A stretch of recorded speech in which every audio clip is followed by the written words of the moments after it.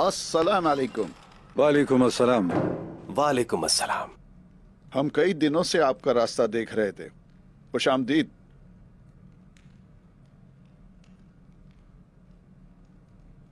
आप यकीनन कुमार इदरीस हैं जिनके साथ मैंने कारोबार करना है।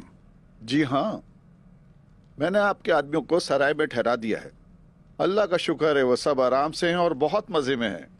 अच्छा, यहाँ आने से पहले हम अरतुरुल गाजी की कब्र पर रुके और फातिहा ख्वानी की।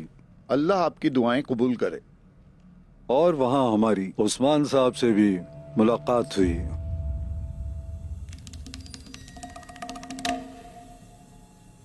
हम सराय में उनके मेहमान हैं।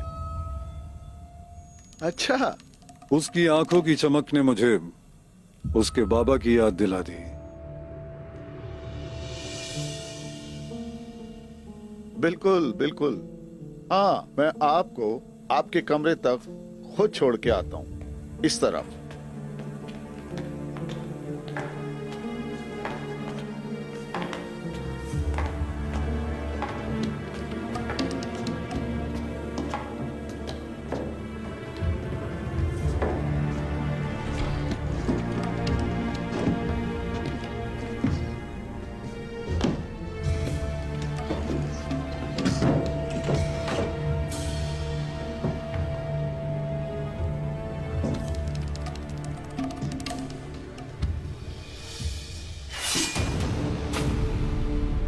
जब दरवाजे बंद होंगे तो हकीकत सामने आएगी।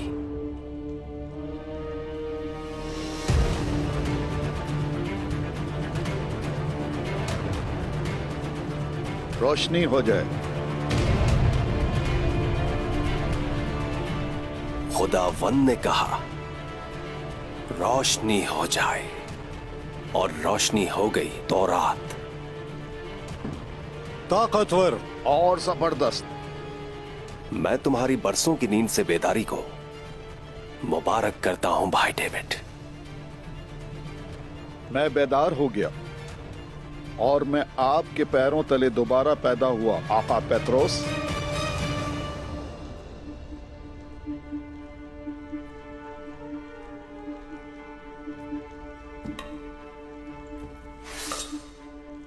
आपने उस्मान को कैसे कायल किया कि आप अर्तुरुल के दोस्त हैं? पहले उसने यकीन नहीं किया। हमें आजमाने के लिए उसने गलत मालूमात दी कि सौत आते हुए आपके काफिले पर मंगोलों ने हमला किया था। आपका माल और जान बाबा ने बचाया था उन लोगों से। ऐसे हुआ था।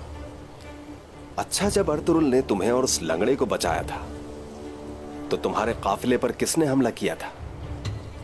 मंगोलों ने? तकफुर वसीलुस और उसके सिपाहियों ने। और तुम डेविड, पॉप जो मालूमात तुमसे चाहते थे, क्या वो तुमने हासिल की? जहां तक मेरे इल्म में है, अर्तुरुल ने मरने से पहले अपने करीब तरीन दोस्त जो उसके भाइयों की तरह है, उसको सारे राज बता दिए। कौन? बमसी। बमसी साहब। अर्तुरुल जब बीमार हुआ तो बमसी कई दिनों तक गायब रहा।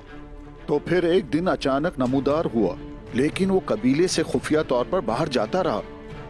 क्या तुम्हें मालूम है कि वो कहां जाता था? हर दफा उसके निशानात अब दालीम पहाड़ी के पास खत्म हो जाते हैं।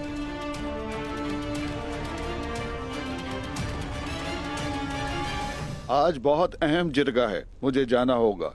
इजाजत दीजिए। बहुत अच्छे। अब जाओ और देखो कि कौन सरदार बनता है डेविड। बमसी नए सरदार को और हमें खुफिया मकाम पर लेकर जाएगा।